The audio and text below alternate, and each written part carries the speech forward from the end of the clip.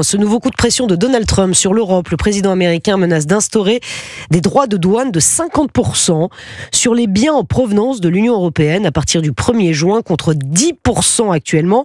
C'est une sortie surprenante qui déconcerte les spécialistes comme Sylvain Bersinger, économiste au cabinet Asterès. C'est un peu la marque de fabrique, si je puis dire, de Trump, c'est que il lance des annonces, parfois il met des droits de douane de manière assez erratique et brutale et versatile. Et là, tout d'un coup, c'est vrai qu'il y a cette annonce très brutale concernant l'Europe, sans qu'on comprenne pourquoi. C'est-à-dire que pourquoi là, tout de suite, c'est l'Europe qui est visée plutôt qu'un autre pays, plutôt que, mettons, le Japon, qui a aussi un excédent commercial avec les États-Unis. C'est un peu du Trump pur jus, c'est-à-dire une totale imprévisibilité. Et peut-être que dans 48 heures, il va dire l'inverse. Il va dire qu'il a eu un appel avec des dirigeants européens, que ça s'est très bien passé et qu'en fait, ils sont les meilleurs amis. Donc on est vraiment dans cet univers de Trump où en fait on a des décisions ou en tout cas des menaces, des évolutions très erratiques et pas facilement explicables en fait. Pourquoi tout d'un coup cette menace de 50% de droits de douane sur l'Europe, on ne sait pas trop.